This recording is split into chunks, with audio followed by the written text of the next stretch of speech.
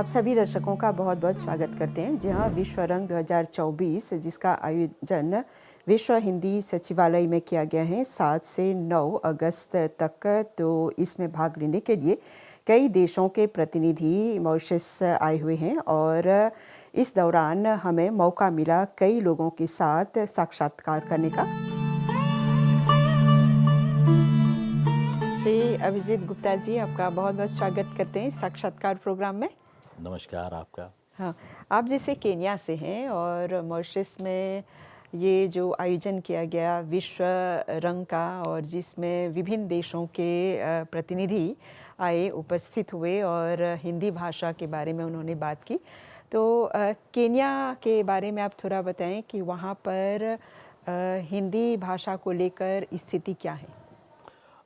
Kenya में हिंदी भाषा की अगर मैं कहूँ स्थिति बहुत अच्छी नहीं है तो गलत नहीं होगा, क्योंकि केन्या में जो मूल वहाँ पे जब इमिग्रेशन हुआ था वो गुजरात के और पंजाब मूल के व्यक्ति वहाँ पर आए थे करीब करीब 200 साल पहले, जो इंडियन ओशन है उसके मार्फत।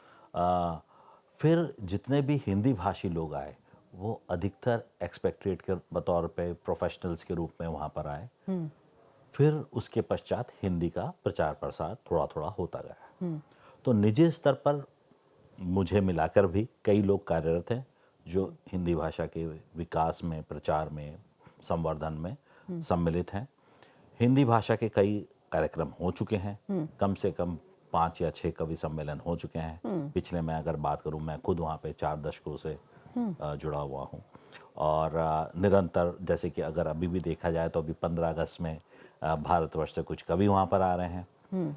हिंदी भाषा जहाँ तक पढ़ने पढ़ाने की बात है तो वहाँ पर 3 जो विद्यालय हैं वहाँ पर प्राइमरी लेवल पर हिंदी भाषा पढ़ाई जाती है और उसके पश्चात यूनिवर्सिटी में एक ऐच्छिक भाषा के रूप में हिंदी वहाँ पर उपलब्ध है। और काफ़ी जो केन्या मूल के निवासी हैं वो लोग भारत पढ़ाई के लिए जाते हैं और वो लोग हिंदी भाषा सीखना चाहते हैं, जिसमें कि हम लोग कार्यरत हैं। केन्या से बहुत से लोग जो हैं भारत जाते हैं पढ़ने के लिए। हाँ जी जो वहाँ के मूल निवासी हैं। जी जी। हाँ। तो केन्या के जो मूल निवासी हैं वो लोग भारत जाते हैं क्योंकि भारत सरकार भी बहुत प्रोत्साहन देता है। भारत सरकार के कार्यक्रम के तहत आईटेक जो कार्यक्रम है भारत सरकार का, भारत में कई यूनिवर्सिटीज़ में उनके लिए स्कॉलरशिप्स उपलब्ध हैं, बहुत ही कम शुल्क पर उनको स्थान मिलता है और भारत की तो जो पढ़ाई है उसकी तो बात ही क्या कहने।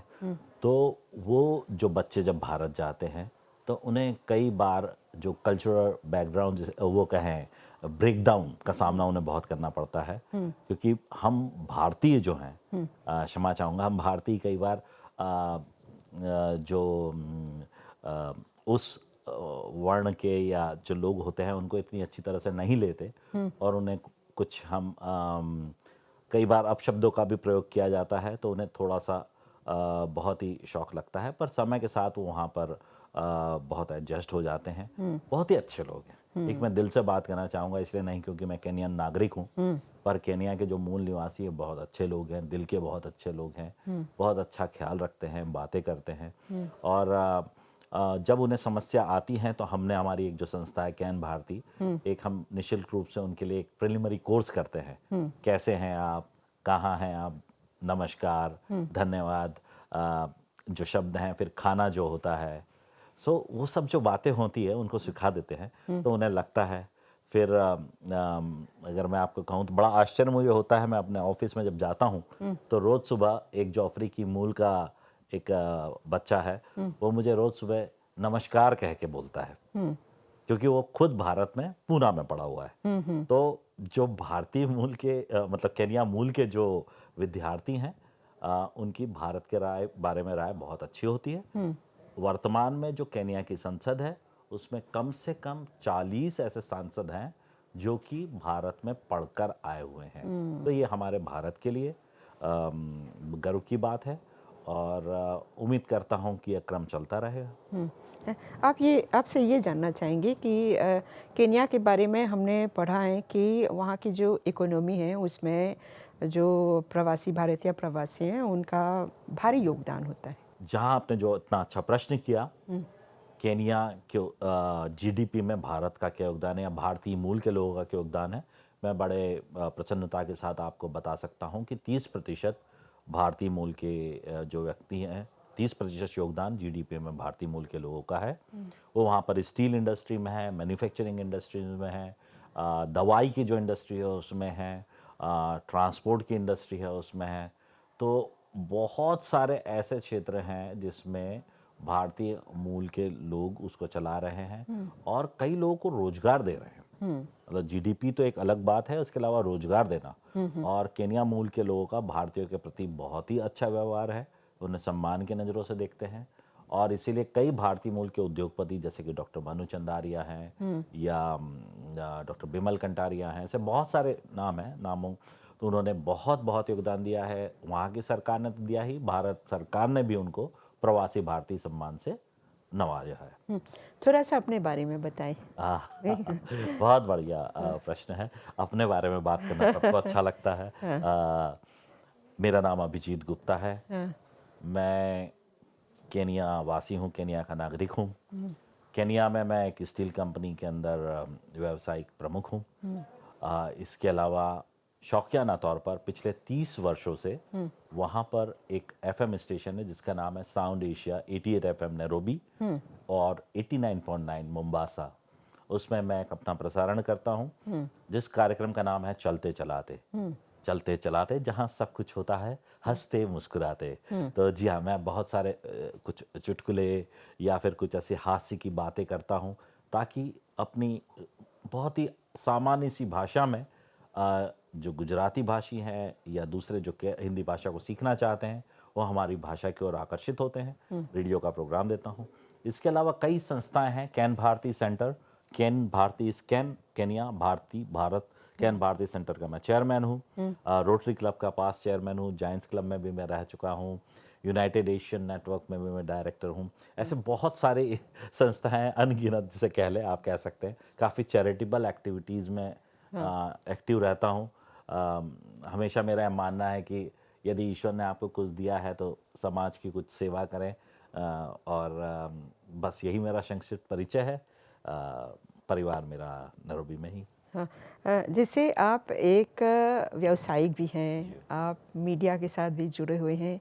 अभी हमने आपका वक्तव्य भी सुना, एक जो सेशन चला। जी। हाँ, तो थोड़ा सा बताएं मीडिया को लेकर अभी क्या सिचुएशन है। केनिया के संदर्भ में हाँ, दोनों या विश्व दोनों ही मैं विश्व में। हाँ। चाहूँगा। तो जन संचार के जो माध्यम हैं उनमें हिंदी की बहुत बड़ी भूमिका हो सकती है। देखिए, ट्रेडिशनली हम कहाँ कहें तो दूरदर्शन भारत में हुआ करता था। यहाँ पर मॉरिशस में भी आपके जो आकाशवाणी है या फिर दूरदर्शन है आपका, सभी लोग जो जनसंचार के जो माध्यम है वो तो हैं ही। इसके अलावा हिंदी भाषा का यदि हमें प्रचार प्रसार करना है तो हमें जो मॉडर्न जनसंचार के माध्यम हैं, चाहे वो ट्विटर हो, चाहे इंस्टाग्राम हो, चाहे कू हो, चाहे फेसबुक हो, उन सब का हमें उपयोग करना होगा। अगर भाषा हमें बढ़ानी है हिंदी भाषा, तो हम इन्हीं के माध्यम से बढ़ा सकते हैं। तो ये एक सबसे बड़ी भाषा है, माध्यम है हिंदी भाषा को आगे बढ़ाने का, आगे ले जाने का। तो हमें उस पर विशेष ध्यान देना होगा। और यही जो हमारा आज यहाँ पर विश्व रंग में वो कार्यक्रम हुआ, उसमें यही निष्कर्ष निकला कि भाषा की सरलता पे भी ध्यान दिया जाए। यदि भाषा को हम बड़ा क्लिष्ट होकर कहेंगे तो कोई समझ नहीं पाएगा। भाषा को सामान्य भाषा रखा जाए। जहाँ तक साहित्य की बात है वहाँ पर हम लिख सकते हैं, पर सामान्य भाषा में बोलेंगे तो सामान्य जन भी हमें अपनाएगा। और रेडियो के बारे में कहा गया, एफएम के बारे में जिससे मैं रिलेटेड हूँ, तो एफएम एक बहुत बड़ा माध्यम है, बहुत जल्दी लोग जुड़ जाते हैं। मैं आपको अगर निजी तौर पर बताऊं तो मैं 20 साल हो गए हैं। कई लोग मुझे फ़ोन करते हैं और ऐसे ऐसे फ़ोन करते हैं जिसका कि मतलब मैं ऋणी हूँ, मैंने देखा नहीं कभी उन्हें, उन्होंने मुझे कभी नहीं देखा। रेडियो एक बहुत ही अच्छा माध्यम है। ना तो आप आपकी ज़िंदगी में दखल करते हैं, ना हम दखल करते हैं, पर वो फ़ोन करके बोलते हैं कि मैं अभिजीत जीता हूँ सिर्फ तेरी आवाज़ सुनने के लिए। तो इस तरह के जो सेंटिमेंट्स आते हैं, या कई महिलाएं अपनी समस्याएं बताती हैं, कुछ मुझ में भाई, अपना बड़ा भाई देखती हैं, कुछ दोस्त देखती हैं, कुछ बच्चे हैं। तो जो एक एक रेडियो है, बहुत ही अच्छा माध्यम है जुड़ जाने का लोगों के साथ में और साथ ही साथ भाषा जो आपका उद्देश्य है उसको आगे ले जाने के लिए। संचार माध्यमों में हमारी बात हुई, आज टीवी पे इतने कार्यक्रम होते हैं। आज सबसे बड़ी बात मैं यहाँ पर विशेष रूप से अमिताभ बच्चन का यहाँ पर विशेष वर्णन करना चाहूँगा कि लोग माने या ना माने, अगर विश्व में हिंदी भाषा को पॉपुलर करने में साहित्यकारों के अलावा किसी का योगदान है तो अमिताभ बच्चन का है। कौन बनेगा करोड़पति के माध्यम से जो उन्होंने शुद्ध हिंदी भाषा करी का प्रस्तुत करते हैं, तो हम सब अट्रैक्ट हो जाते हैं उनके प्रति। तो इसलिए उनका भी साधुवाद, धन्यवाद। आपका भी बहुत बहुत धन्यवाद कि आप मॉरिशस में रहकर हिंदी भाषा में हमसे बात कर रही हैं, प्रचार कर रही हैं, प्रसार कर रही हैं। बड़ी प्रसन्नता हो रही है। और सभी मेरे बंधु यहाँ पर आपके क्रू हैं, उनका भी बहुत बहुत धन्यवाद जो मेरी भाषा को समझ पा रहे हैं। हाँ, तो जैसे आप प्रस्तुत करता हैं रेडियो में, जी। थोड़ा सा हमें कैसे आप प्रस्तुत करते हैं, एक उदाहरण। हाँ मेरे कार्यक्रम का नाम है चलते चलाते। हाँ और चलते चलाते जैसा कि आप समझती हैं, वॉक एंड टॉक। तो अधिकतर मैं किशोर कुमार, मेरा जो एक फोटे है, मोहम्मद रफ़ी साहब के गाने, हेमंत कुमार के, फिर मन्ना डे के गाने, और अंत में किशोर कुमार पे आके मेरी गाड़ी रुक जाती है। अधिकतर लोग मुझे कहते हैं कि आप किशोर कुमार को ही ज़्यादा प्रोत्साहन देते, मतलब उनके गीत सुनाते हैं, पर वो चूंकि एक सबसे पॉपुलर वो भी रह चुके हैं, गायक रह चुके हैं। तो कार्यक्रम के बीच बीच में मैं लाइव कॉल्स लेता हूँ।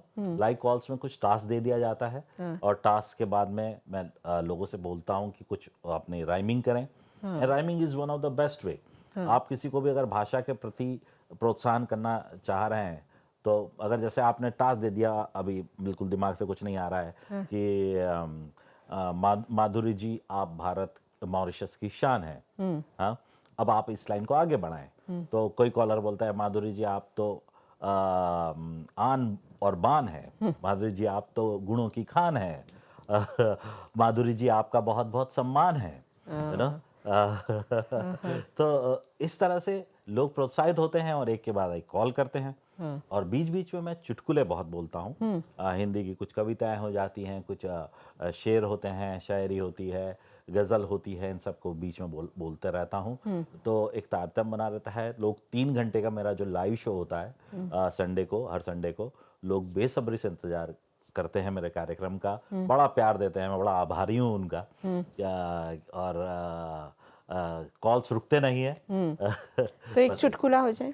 एक चुटकुला एकदम से देखिए, चलिए वो जो चुटकुला है जो अभी सभा में सुनाया था, शायद वो सुना सकते हैं। वैसे तो अधिकतर मेरे जो चुटकुले होते हैं पति और पत्नियों पे ज़्यादा होते हैं। तो चुटकुलों में अगर कहें तो जैसे अभी मैं सुना रहा था कि जैसे भाषा जो है हमेशा उसको बहुत सरल रखना चाहिए।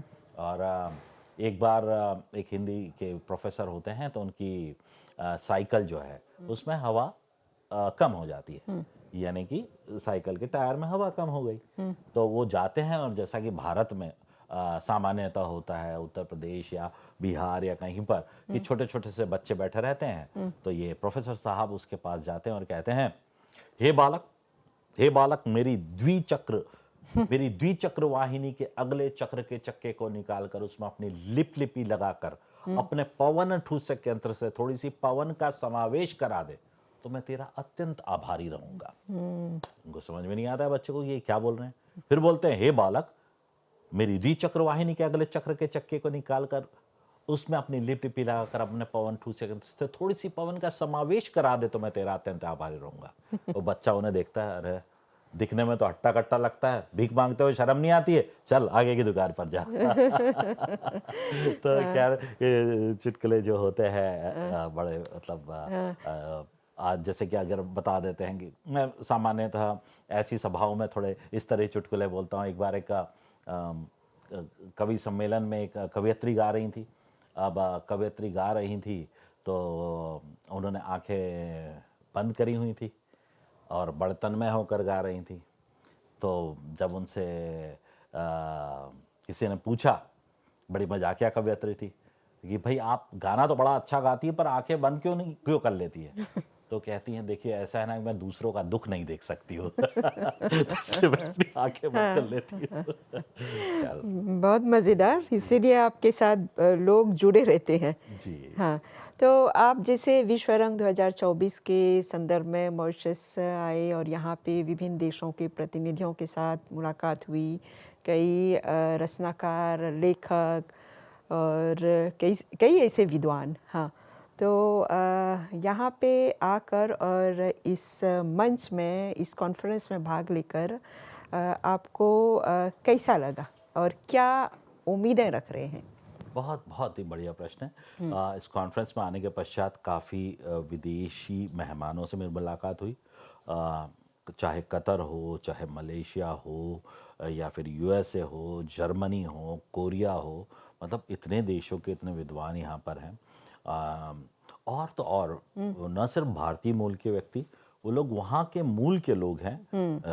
जैसे जापान की जो महिला हैं या बहुत सारे जर्मनी की हैं, और वो लोग हिंदी रशिया की हैं। तो जब वो हिंदी में बोलते हैं तो एक मन को इतना अच्छा लगता है। देखिए, हम तो भारतीय मूल के हैं, पिताजी माताजी, पर जब जो लोग भारतीय मूल के नहीं हैं और जब वो हिंदी भाषा का प्रयोग करते हैं तो दिल को बहुत अच्छा लगता है। तो मुझे जहाँ बहुत अच्छी प्रसन्नता हुई, सीखने को मिला उनसे, उनकी बातें, उनके जो एक्सपीरियंसेस हैं, अनुभव हैं हिंदी पढ़ाने के लिए, हिंदी बढ़ाने के लिए, वो सब जाना। इसके अलावा जो उनकी वक्तृत्व कला है वो जानी, जो वार्तनी की शुद्धता है वो जाना। इसके अलावा यहाँ पर जो कलाकारों ने कल प्रदर्शन किया, मतलब जो माधुरी जी ने इतना बड़ा आयोजन किया है, मतलब बिल्कुल सम्मान की पात्र हैं। भारत से कलाकार आ रहे हैं जो कि हमको शायद केनिया में रहते हुए या किसी और जगह पर रहते हुए नहीं देखने को मिले, जो हमें यहाँ पर हमने देखा, पाया, समझा उन लोगों को। और यही कहूँगा कि ये ऐसे कार्यक्रम चलते रहना चाहिए, बढ़ते रहना चाहिए। हिंदी भाषा का प्रचार प्रसार हो, आम भाषा हो। तीसरी विश्व की सर्वाधिक बोले जाने वाली भाषा हिंदी है, और भी बढ़ते जाएं। हालांकि साधारण कारण ये भी है, मुझे एक बार किसी ने जोक में कहा था, भाई आपके इंडिया की पॉपुलेशन इतनी है तो इसलिए हिंदी लार्जेस्ट स्पीकिंग भाषा है ही। मैंने कहा ऐसी बात नहीं है, विदेशों में भी, कई विदेशों में पढ़ाई जाती है, बोली जाती है। हाँ, तो अनुभव कुल मिलाकर बहुत अच्छा रहा और आगे भी अनुभव बहुत अच्छा होने वाला है। हाँ। और यहाँ पे जब विश्व हिंदी सचिवालय में आते हैं, जो हिंदी के साहित्यकार हैं उनके चित्र देखते हैं, लाइब्रेरीज में आप देखते हैं, तो मन प्रसन्न हो जाता है, प्रफुल्लित हो जाता है। बस यही कहूँगा मैं। हाँ, कुछ विशेष संदेश देना चाहेंगे? विशेष संदेश बस मेरा मॉरिशस सरकार को बहुत बहुत धन्यवाद, हिंदी भाषा का को प्रोत्साहन देने के लिए, हिंदी भाषा का प्रचार करने के लिए। और भारत सरकार का भी धन्यवाद कि भारत सरकार और मॉरिशस सरकार के संयुक्त उपक्रम के रूप में विश्व हिंदी सचिवालय यहाँ पर कार्य कर रहा है। और विश्व रंग के जो आयोजक हैं श्री जवाहर कर्नावट और संतोष चौबे जी, उनका भी बहुत बहुत साधुवाद कि इतने लोगों के लोग अपने निजी खर्चे पर यहाँ पर आए, उनकी बातों पर, उनके निजी संबंधों के आधार पर यहाँ पर आए हैं। और बस यही कहेंगे कि आप बढ़ते चलें, बढ़ाते चलें, और हिंदी भाषा का परचम लहराते चलें। यही मेरा संदेश। हाँ, तो आपके साथ बात करके बहुत अच्छा लगा। बहुत बहुत धन्यवाद बहुत आपका। बहुत धन्यवाद। डॉक्टर ममता तिवारी जी, आपका स्वागत करते हैं इस विशेष प्रोग्राम में। नमस्कार। हाँ, आप बहरीन से हैं और श्री राम तिवारी जी की धर्मपत्नी हैं आप। तो आप विश्व रंग 2024 के सिलसिले में मॉरिशस आई हुई हैं जी। और हम आपसे ये जानना चाहेंगे कि बहरीन में आप किस क्षेत्र के साथ जुड़ी हुई हैं? बहरीन में हम हिंदी के क्षेत्र के साथ जुड़े हुए हैं। मैं वहाँ पे हिंदी की एचओडी हूँ, new millennium school DPS international branch में, और मैं मिनिस्ट्री के साथ भी जुड़ी हुई हूँ, बहरीन मिनिस्ट्री के साथ, और मैं उनके साथ भी जुड़ के हिंदी का काम करती हूँ। और हिंदी के प्रचार प्रसार के लिए मैं वहाँ पे उड़ान क्लब का भी मैंने स्टार्ट किया है, जिसमें बच्चों को तरह तरह की गतिविधियों में शामिल किया जाता है, जैसे कविता पाठ हो गया, वाद विवाद हो गया, कहानी लेखन हो गया, लघु कथा लेखन हो गया, और कैसे बच्चे अपने शुद्ध उच्चारण कैसे करें, इसको मैंने उसको करने के लिए मैंने उड़ान क्लब, और वो जिसमें हमें वहाँ के जो हम लोग का जो भारतीय सचिवालय है और भारतीय दूतावास है, उससे हमें बहुत सपोर्ट मिलता है। और भारतीय दूतावास के संपर्क में मिलके हम लोग हमेशा का अंतर्राष्ट्रीय गतिविधि भी करवाते हैं, प्रतियोगिता भी करवाते हैं, निबंध लेखन का भी प्रतियोगिता करवाते हैं, बहुत कुछ करवाते हैं हम लोग। तो वहाँ पे केवल भारतीय प्रवासियों के लिए आप लोग ये क्लब वगैरह या फिर लोगों को प्रोत्साहित करते हैं, बच्चों को प्रोत्साहित करते हैं या बहरीन के लोगों को भी? नहीं, वहाँ पे हम लोग बहरीन के लोगों को भी प्रोत्साहित करते हैं। वहाँ के बहरीनी जो हैं वो हिंदी से बहुत प्यार करते हैं। वहाँ की गवर्नमेंट जो है वो हिंदी को बहुत सपोर्ट करती है। जब आप बहरीन एयरपोर्ट पे उतरेंगी ना, तो आपको सबसे पहला वर्ड सुनने को मिलेगा, बहरीन एयरपोर्ट पे आपका स्वागत है। तो वहाँ पे बहुत ज़्यादा गवर्नमेंट सपोर्ट करती है। तो हम लोग जो बहरीनीज़ हैं, जो अरबी बोलते हैं, खाड़ी देश में तो अरबी ही बोला जाता है, तो हम लोग उनके लिए भी हम लोग काम करते हैं। उसके लिए भारतीय दूतावास में 2 दिन क्लास चलता है, शनिवार को और रविवार को, बहरीनियों को हिंदी सिखाने के लिए। तो आप भारत में कहाँ से हैं? भारत में हम वाराणसी से हैं। हाँ। उत्तर प्रदेश वाराणसी से। हाँ, और भारत से आप बहरीन गई? हाँ। हाँ। पति का वहाँ पे जॉब था, तो पति के जॉब के लिए हमें भी जाना पड़ा। तो 14 साल से हम वहीं पे हैं। हाँ, और जैसे वे भोजपुरी बोल लेते हैं, लिखते भी हैं, तो आप भी कविताएं लिखती हैं? हम भी कविताएं लिखते हैं। भोजपुरी तो हम भी बोल लेला, मुँह क्या वाला। तो हम भी कविताएं लिखते हैं, हिंदी में कविताएं लिखते हैं। तो आज आपके सामने हम प्रार्थना गीत प्रस्तुत करेंगे। बिल्कुल। हाँ। हे ईश्वर, हे मालिक, अपना रहम बनाए रखना, अपनी नज़र बनाए रखना। जहाँ भी रहे, जहाँ भी चले, हम पर नज़र बनाए रखना, हम पर नज़र बनाए रखना। मुमकिन है रास्ता भटक जाए, मुमकिन है आंसू छलक जाए, बस इतनी गुजारिश है मेरे दाता, राहों में दीपक जलाए रखना। सब मिलकर चले तेरी छाव में, सब मिलकर रहे तेरी छाव में, अपनी कृपा बनाए रखना, सब पर नज़र बनाए रखना। और विश्वरंग 2024 में आपकी प्रस्तुति किस विषय पर है? विश्वरंग हमारे 2024 में हमारी प्रस्तुति अंतर्राष्ट्रीय कविता पे है। और मैं उसमें ये प्रार्थना गीत भी मैं उसमें शामिल कर रही हूँ। और एक गीत है, धूप हो या छाँव हो, उसको भी मैं शामिल कर रही हूँ। तो आपको मॉरिशस आकर अच्छा लगा? बहुत अच्छा लग ही नहीं रहा है कि हम लोग अपने देश से बाहर हैं, लग रहा है कि हम अपने भारत में ही हैं। और सभी लोगों ने बड़े प्यार से हम लोग को अपने हाथों में उठाया है। बहुत अच्छा लगा। और स्पेशली मैं धन्यवाद करना चाहती हूँ डॉक्टर माधुरी रामधारी जी का, जिन्होंने मुझे स्पेशली इनवाइट किया इस प्रोग्राम के लिए। हाँ, तो आपके साथ बात करके बहुत अच्छा लगा। आपके आपको साथ भी। बहुत बहुत धन्यवाद देते हैं। धन्यवाद। नमस्कार।